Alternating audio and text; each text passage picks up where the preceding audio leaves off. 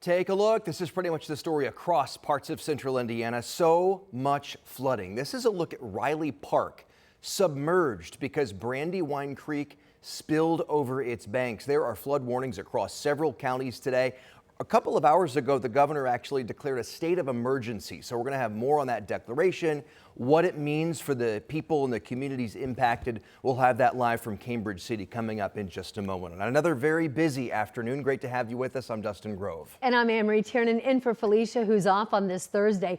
Thanks for watching 13 News at 4. Today is another storm impact alert day. And Rob joins us now. It's the last thing that communities across the area want to hear. I know. That more rain is headed our way, but in fact, that is your forecast. Yeah, it is what we're expecting tonight, especially within the next couple of hours. We're watching some storms roll in, and then overnight, we think there's going to be some especially heavy rain, unfortunately. So let me show you right where we're looking right now with radar. We'll get right into it. We do have severe thunderstorm warnings for areas to the west, Fountain County, Vermilion County as well. These are the areas that we're tracking. Good bit of lightning as well. If there's any bit of good news with this, is that it's a bit of a small cluster of storms instead of a long line with a big shield of rain behind it. But you can see National Weather Service's office out of central Illinois has put up some flash flood warnings. The reason I'm pointing that out is because if this is slow moving enough as it approaches the metro, we could see that become the case. Now, there are some gusty winds within this, hence the severe thunderstorm warnings. It has weakened a bit over the last 30 minutes as it's been moving through the eastern part of Illinois. We will expect that to continue pushing to the east, so areas near Rockville and then eventually into Crawfordsville down to Greencastle. We'll have to watch this. It is going to put down a good bit of heavy rain. There is a severe thunderstorm watch that is in place. It does include the west side of Indy, Boone County, and points to the west until 8 p.m. for tonight. Keep in mind, there's also river flooding that's ongoing as we've been seeing the video. Flash flooding to the west. Will that extend to the east? And by the way, speaking of river flooding, we're going to add more rain on top of what has already fallen. There is a storm threat, a level 2 on a scale of 1 to 5 for tonight. That's because we're expecting more rain, even after this cluster, which, by the way, Future Track has much farther to the north. I still think it's going to stay much farther to the south than where it's positioned here, but should be out of here that first batch through about 8 o'clock. And then another round of storms expected to move through sometime after 11, maybe continuing during the overnight. We're going to talk a lot about river flooding. I'll show you which of the rivers are going to be cresting. That's coming up in just a bit. Thanks, Rob. We'll check back. In the meantime, we want to get you up to date on some of the developments today about disaster relief. Right now, the entire state is under a statewide disaster emergency. Governor Braun made that announcement earlier this afternoon from Cambridge City. That is where our Emily Longnecker joins us with what exactly this means for Hoosiers impacted by all this flooding. Emily, what did you learn? Hey, Dustin and Anne-Marie. Well, you know, having that statewide emergency declaration is the quickest way to get the eyes of the federal government on the damage that these communities here are experiencing because of this flooding. Damage like what you see here at this park in Cambridge City. This is what happens with over 10 inches of rain in just 12 hours. This park is right near the west branch of the Whitewater River. Now, Governor Braun was in Cambridge City today. He toured the damage of this entire area and several counties around it from the air. Here in Cambridge City, he met with local officials from here and surrounding counties to learn what they needed. And the governor said Indiana will be giving all that information to FEMA, the Federal Emergency Management Agency, within the next week so that the federal government knows what kind of federal help Indiana needs to deal and recover with this flooding. We know, though, that this might not be over with rain expected tonight, and the governor addressed that. Take a listen. Every state agency involved has been on alert since we watched it happening in real time. We've got the National Guard involved up in the northwest because of all the debris, trees down everywhere. Here, there'll be a Black Hawk helicopter. Stay on call because sadly the forecast says we could get 2 to 4 more inches down here. So be prepared, beware. And the governor said that the state and all its resources are about as highly alerted as a state could be going into tonight. He said all of the state's resources are on the ground, ready to react.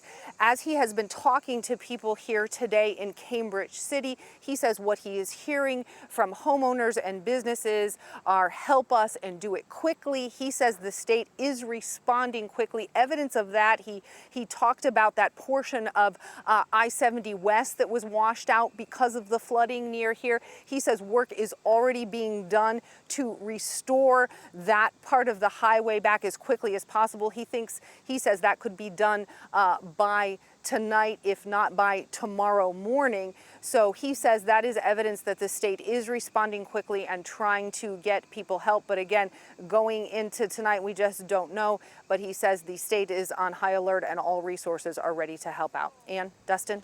All right, Emily Longnecker reporting live for us tonight. Thank you. All right, they've got to get the interstate back open. Yes, they do. And we're going to have more on that actually coming up at 5 o'clock. Meantime, from Cambridge City to Muncie now, where widespread flooding continues to wreak havoc today. Rich Nye is now in day 2 in one of the areas hardest hit, with a look at how the conditions are at this hour on this Thursday afternoon. Rich.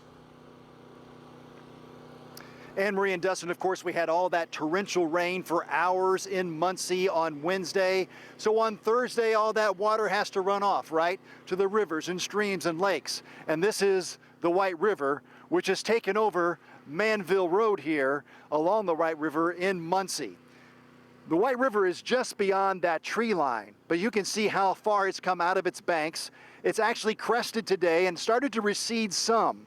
But you can see still cars almost completely submerged, houses with the water well up into the doorway, well up along the garage door along here on Manville Road. This area, one of the hardest hit as the river is out of its banks. Let's show you the view here from up above.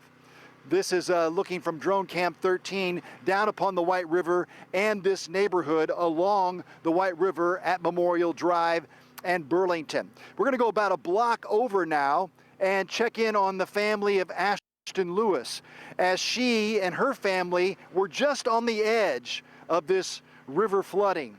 The water was threatening their house, but not in their house yet. And so they spent the afternoon and day trying to clear out everything they could as quickly as they could, just in case those waters came in.